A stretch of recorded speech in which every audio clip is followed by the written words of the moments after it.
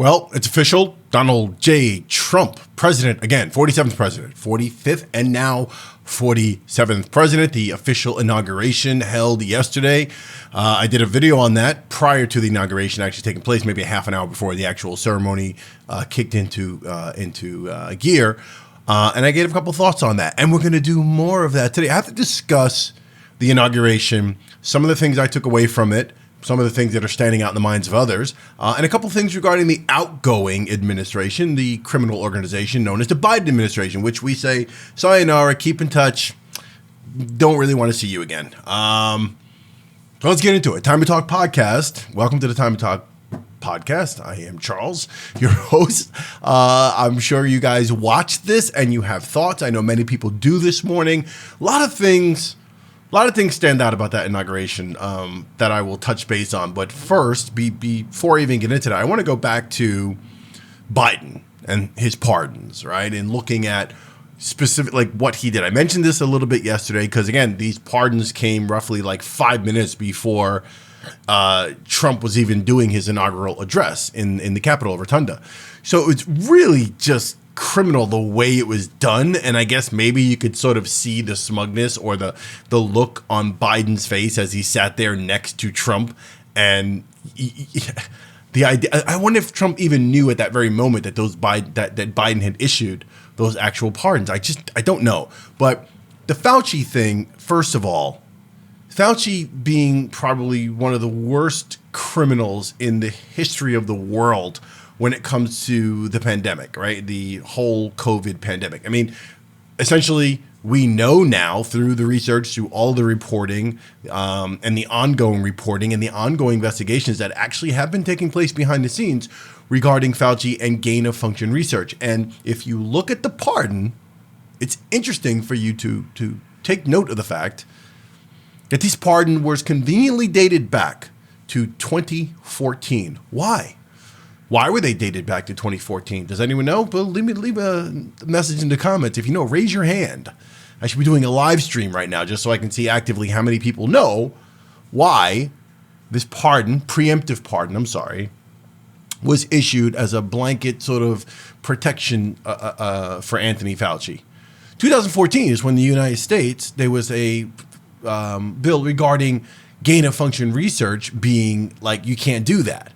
And Fauci basically did it anyway. Fauci was actually brought up. I mean, they actually had a whole discussion regarding gain of function, and he outright lied and then kind of backpedaled it a little bit and claimed that what they were doing wasn't really gain of function. And no, it wasn't taking place in Wuhan. It was taking place in North Carolina, and there were some technicalities that didn't quite make it gain of function. The man was responsible for gain of function research in the Wuhan lab, then the entire cover up and the entire pandemic being orchestrated by Fauci and the CDC and all the criminals behind the scenes, including the former mainstream media, the ex-mainstream media, CNN in particular, MSNBC in particular, all guilty of the cover up, the conspiracy, enforcing the narrative down people's throats, and basically getting everyone in line on the lockdowns, the vaccinations, which plenty of people are still suffering from, people are dying from. Tons of people died from COVID legitimately. And the way the pandemic was handled, the narrative that was pushed out through these criminal organizations known as CNN and MSNBC again, the way they pushed all this, they are directly responsible for all of the chaos and the destruction that took place and the lives that were lost during COVID. Meanwhile, people were suppressed from saying anything like, hey, you should get vitamin D, you should get exercise. Maybe it came from the Wuhan lab. You weren't allowed to say that. You were demonetized, deplatformed. The amount of criminality behind the entire Biden administration and the handling of the COVID pandemic with Fauci at the head of it is something that is unprecedented and should be followed up on. And for America, for the world, to allow this to just be swept under the rug with a pardon and to say, well, we'll never hear anything about that. We'll just let that one go. This is not a small thing, people. It's not a small thing. I don't want to spend too much time on it because, again, I want to get back to the inauguration, but it is important to recognize exactly how criminal this really is, issuing this preemptive pardon to Biden and to his son and to family members. People have done things. if you haven't done anything wrong, you don't need a pardon. To actually, in accepting a pardon, you are admitting guilt. Now, that's not just me saying that. That was actually, I'm trying to think of where that was. It was the Justice Department itself actually made that statement in the United States versus Weingart back in December 2024. And they basically said that if you accept a pardon, it's an admission of guilt.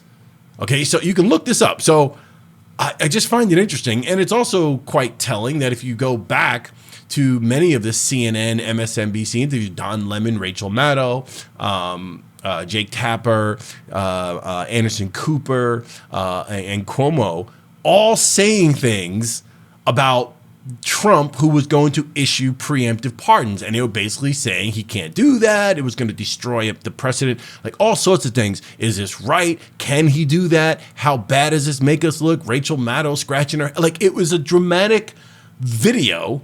Just constantly they push this idea that if he does this preemptive pardon thing, he's horrible. And now these hypocrites are doing what? Like, now it's okay that Biden issued preemptive pardons for Anthony Fauci, of all people. Out of all these pardons, Anthony Fauci, clearly guilty.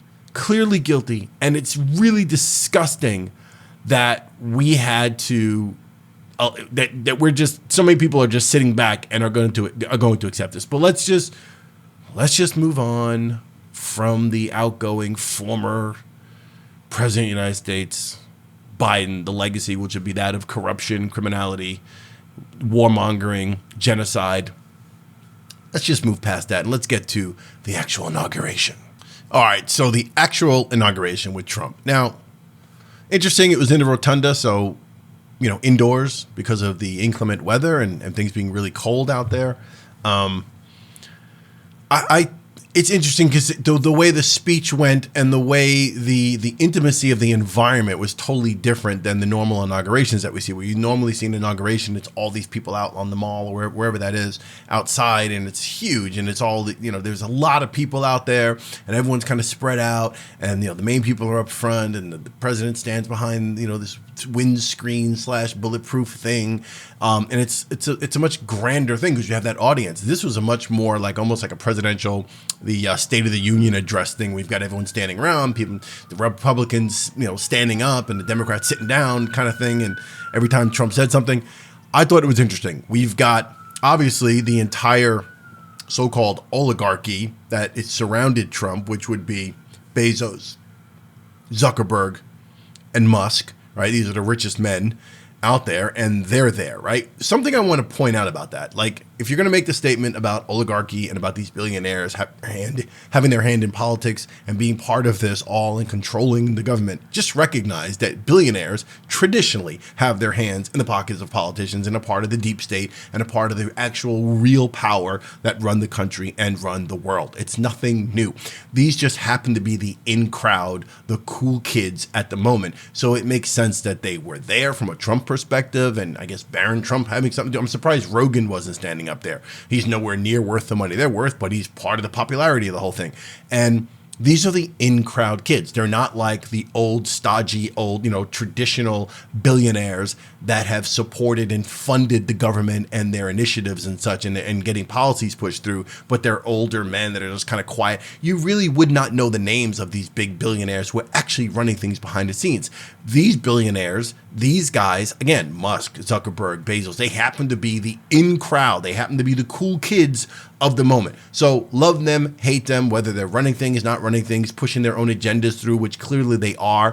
Zuckerberg recently aligning himself with Trump. He didn't do that right away. He's kind of making a 180 and he's going that direction. Previously, if you remember, he supported Biden and spent $400 million on the whole Biden, like he donated $400 million to Biden's thing. So don't look at these billionaires being there as some sense of like, oh yeah, look, it's clearly an oligarch. Like, dude, we've already had that happening already. So it is what it is. He just happen to be the cool kids and they're there. Now, as far as Trump's speech, quick thing about Melania. Melania, I don't want to make this a fashion thing. To me, that's kind of petty, but like you do think about it when you see her running around with that hat. And my first thought was, I thought of Nicholson in 1989's Batman, Tim Burton's Batman. There's an early scene when Nicholson is introduced where he's wearing like this black coat like that, and the wool coat, and sort of a fedora of the same nature. And he's kind of in this cool dark alley meeting with Detective Lieutenant Eckhart. So I thought of that. And then I thought of Spy versus Spy, and then also Hamburglar, that same hat. So I thought it was kind of cool, but she looked like a Bond villain, like the wife of a Bond villain or something like that, the girlfriend of a Bond villain. That's what she looked like. I don't know what vibe she was giving off. I don't think she looked bad. I don't think it was terrible. You know, she's got a look. She's a model. She does her thing. I think she was fashionable. I just think it might have been a little too much and a little too, it was just too Bond villain kind of thing going on, you know, for me. I thought I there was a cool hat. And then I kept thinking, oh, she's probably going to take it off at some point, right? Like she's making her entrance, and then at some point she'll reveal, she'll take it off. Her hair's either pinned up or something, and it'll be like that. But she didn't take it off until, I guess, later on when she changed for the ball, which I didn't see the whole ball thing, the whole dancing thing, so I don't know. I'm sure it was a YMCA moment and he was doing his jerk off dance, but whatever. So the speech, what stood out to me, besides his riffraff and his normal sort of rambling, which is really kind of pathetic, right? It's like, even if you support Trump, and like I said, I've always given this speech about optimism, and whether you like him or hate him, he's the president right now. He's there. Let's try to be optimistic. Let's hope that some of these things that he talks about and these people he's aligning himself with, let's hope that he can bring about some real change after what we just went through. Let's hope, right? But he still sounds like an idiot when he speaks. He's just a rambling moron, a narcissist. And it's so interesting to watch that happen. And you sort of, at this point, you forgive it because you're like, okay, I know that that's the way he is. He's not a politician. He doesn't have that sort of political acumen. He's not very articulate. So you kind of just have to hold on to the idea that he's Trump. He's going to push things through. He's got that New York thing. And that's what we need in Washington. No more of the two-party system, Democrat, Republican, who are basically the two faces of the same coin, right? Like he's a different guy. So you try to hold on to that, but it's really hard to watch because he sounds so dumb. And then he comes out of the actual inauguration after the swearing in, and he goes to another group of people somewhere in the Capitol, and these are like the regular folks. And right away he talks about how they're so much better looking than the other people, which is kind of funny. But again, he rambles on about he just rambled on about a bunch of stuff and was just continuing to talk. And I'm like, what is he talking about? And there's no coherent message. There's nothing really there. I want to point out that the one thing I found to be inspiring was the fact that he literally verbalized the idea that he wants his legacy to be that of a peace president who ends the wars. Like the fact that he said that and he used the word, like he didn't just throw it in as a line or something. I don't even think it was like written in or maybe it was written in, but the fact that he said that he wants his legacy to be that's a big deal. And again, optimism, it brings hope. It makes me feel like, wow, this guy, you know, if that's what he's going for, God bless him. And hopefully that's what happens. I really do hope that that's going to happen. Again, we've got to deal with this current ceasefire situation, which I believe is temporary. I mean, I don't know how long this lasts because Netanyahu is intent on just bombing, and continuing to wipe out brown people in Gaza. And it's just what he wants to do. And I'm pretty sure he's going to get right back to it. I do not see this being a sustained ceasefire until Netanyahu has his way and wipes out Palestine. So I really, you know, as far as Ukraine goes, again, you've still got the former mainstream media. I call them the former mainstream because they're no longer mainstream. Their jig is up. Their time is up. But they're still pushing the whole narrative about Ukraine. I was watching this morning and somebody talking, I think it was Marco Rubio, who's just been confirmed as Secretary of State, and pushing he was asked about the Ukraine situation and whether or not Trump, who has mentioned that he would like to stop that even before he got in office, which he couldn't do, obviously. But how likely is it that he stops that war? And Rubio, of course, the talking points about how, you know, it's, you know, Russia is no good and we got to make sure we, you know, and they started this. No, they didn't. Not if you know your history. You know, they did not start this, and you will understand without being a Putin apologist or being a Putin supporter or a Russia supporter, you can be pro-American, pro-USA, you can even be pro-Ukraine and understand the history of what took place and what's happening over there. But he pushed that whole narrative. So she's claiming that we're trying to get to a peaceful situation. But we don't know. I don't know what Trump does. I really hope that he can get these things ended. I did hear something about him. I know he did let's get to the executive orders and the things that he signed. He had a fun day signing things and hanging up, holding up the sign. It's interesting. I think it's the first time I ever noticed that they use like a big magic marker. At first, I thought there was a whole thing of Mont Blanc pens that were there, those big fountainhead pen, like that's what I thought I was looking at. But they look like big Sharpies is what they look like. And I guess they need to be for the presentation of those documents. Like the way he holds it up, it needs to be really bold and sort of, the black bold signature. So he's signing with like a big magic marker. I don't know if anyone else noticed that or if that's even relevant. But anyway, he signed a bunch of executive orders. One of them being, obviously, we've got 2 genders, male and female. Okay, now that probably pissed off a whole lot of people, but at the end of the day, it's like, do we need an order to actually say that there's 2 genders, male and female? I'm not insensitive to the idea there are going to be people who are hurt by that, or people who want to play in the middle of that somehow, or be binary or whatever that is. And I think I don't think this really affects that. I think more local policy and how things are handled in society from a cultural standpoint and how we treat people is going to be more important than whether or not, legally speaking, there's only 2 genders. I don't know how that affects their rights or certain things. I do not want to see their rights hampered or things happen. But the whole woke thing about we need to allow people to be cats and dogs, and you're free to be this, and I'm not a woman or a man. I'm a magic fairy from somewhere. So you have to respect me. You've got to give me this. You have to hand me that. I have rights to things. You've got to, bow down to me because I said what I am. That I'm totally against.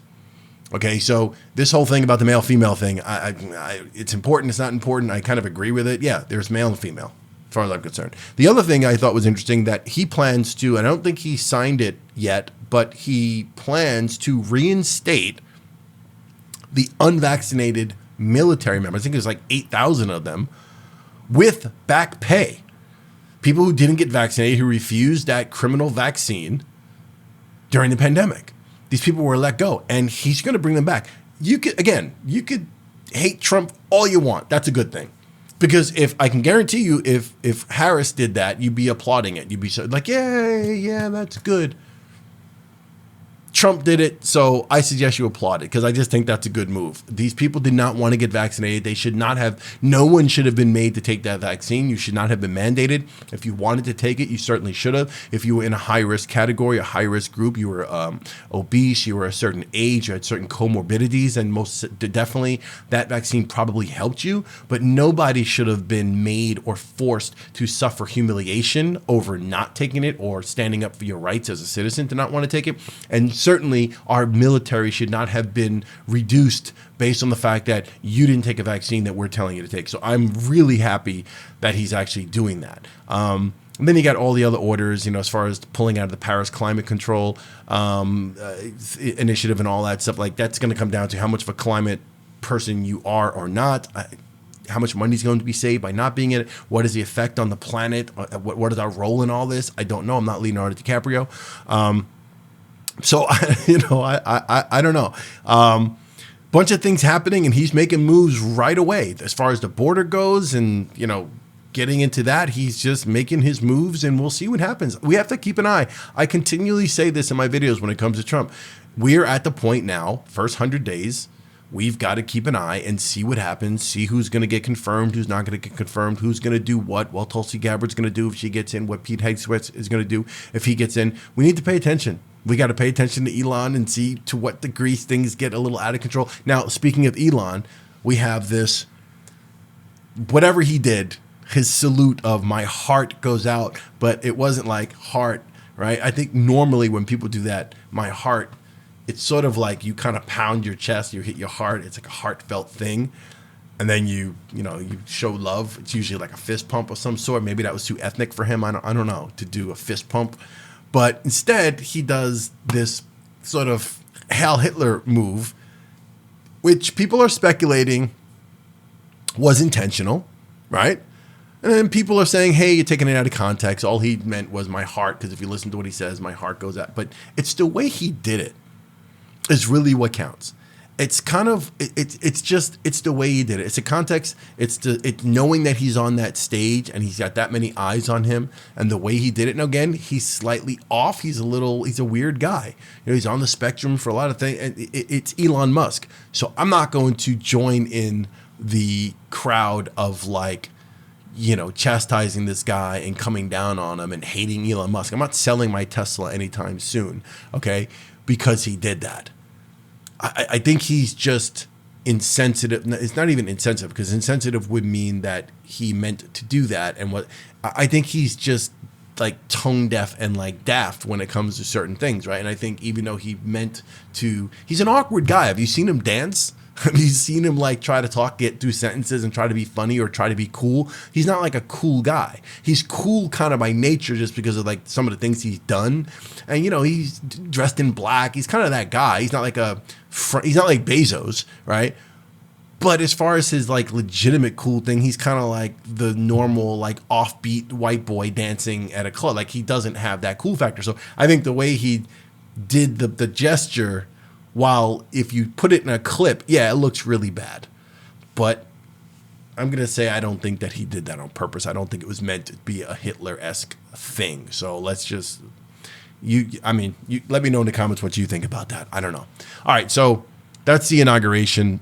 That's as much. I didn't stay, I didn't watch the ball. People must have been tired. I mean, geez. It was interesting watching the faces and watching all of the pre-stuff. So when Biden and Jill Biden and then Harris and her husband had to like cross paths with Trump and Melania and all those interactions, I think that was the highlight for me, was watching all of those interactions and seeing them get into the Beast and seeing, I believe it was Amy Klobuchar who rode in the Beast with Biden and with Trump to down Pennsylvania Avenue to the Capitol building, seeing the interaction, seeing Kamala Harris's face. Not only is she a vice president on an outgoing, failure of an administration, but she was also, the one that ran against this guy. She was thrust into the limelight and she ran against him. She lost. It was humiliated. And she's constantly needing to be in the spotlight still. I know she couldn't wait to just get back to California and just end this, right? And public appearances for her in Washington, I think, are just over for now. So it was interesting for me watching all those interactions. What's on the mind of Biden as he sits there? What's on the mind of Harris as she sits there? The Clintons, Hillary Clinton, like her time is done. The criminality of it all. The fact that Michelle Obama wasn't there, I thought that was really sad. To me, that was just sad because in comes Obama. They announce Obama, the Honorable Barack Obama. He comes in by himself. I was like, dude, I would not have tolerated it. I wonder if there's any rift in the Obama household about that. I wonder if he agreed with her not showing. Like, did he support that or not? I'm really curious about that. I'd love to know because I just don't think that was a power move. I've said it before. I've said it. I'm going to say it again. This whole idea that the Democrats and Michelle as being one of the leading Democrats on, next to Obama, that idea that if they go low, we go high, it suggests a certain amount of very moral, high-standing character, that you behave a certain way. And her excuse of, well, there's not enough diversity, I don't see the diversity, and her feelings on Trump and holding things from the past against him, all these things, it's like, yeah, but that's why you represent. That's why you stand tall, black woman. That's why you show up. You represent that diversity. You represent that strength. You represent that dignity. You stand by your husband's side. You walk through that door and you sit down and take a seat next to your husband and you respect the American public and the transition of power and our institutions, and you just grin and bear it. The fact that you couldn't do that speaks volumes about who you really are. That's just, it is what it is. I thought that was really, because I knew she wasn't going to be there, but it's not until you see Obama come in by himself that it's kind of like, that's kind of wrong, Michelle. That was wrong. Let me know in the comments below if you think Michelle should have been there, whether you care she was there. I don't know. Let me know in the comments below what you think of the inauguration. Did you watch the whole thing? Like, it was all day coverage. So did you see the actual ball? What do you think of Melania's hat? Let me know in the comments below. Let me know what you think of the outgoing administration. And are you glad to see Biden gone? Because I know I am. I really am. I'm just very happy that he's gone. I am, again, optimism, skepticism, optimism. I am trying to hang in there and wish this guy Trump luck and I hope that he can do the right things and do right by people. He did mention my black people and minorities, and he did shout out and basically say that he wants to address things. So I'm optimistic. We will see what happens. I'm not rooting for failure. I'm not rooting for, I'm not going for hatred. My energy is not going to go there. So we shall see what happens. Thanks for watching Time to Talk Podcast. We will be back. Subscribe, hit the notification bell on the way out so you don't miss stuff when I put it up. And please hit that like button on the way out. It makes a really big difference to all the magic behind the scenes so I can keep doing this show, keep, doing what I do here and talking and saying what I say, all right? To my subscribers, the people who have already reached, people already here, I appreciate y'all. Thanks for watching. I will see you on the next Time to Talk Podcast. Peace.